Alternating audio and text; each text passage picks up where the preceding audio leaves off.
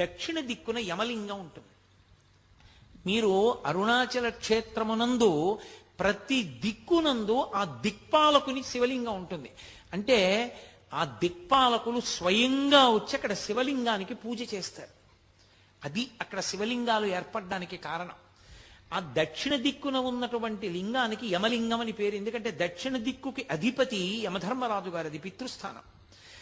ఆ యమలింగం దగ్గరికి వెళ్ళి ఎవరు నమస్కారం చేస్తారో వాళ్ళకి మొట్టమొదటి సుగుణం అపమృత్యు దోషం పోవడం.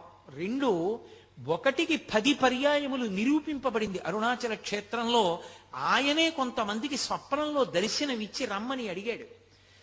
ఎముకలు విరిగిపోయినటువంటి వాళ్ళు కట్లు కట్టించుకున్నప్పుడు ఎముకలు బాగా ఉన్న వాళ్ళు ఎముకలు విరిగిపోకుండా ఉండడానికి, ప్రమాదములు జరగకుండా ఉండడానికి యమలింగ దర్శనం పెట్టింది పేరు.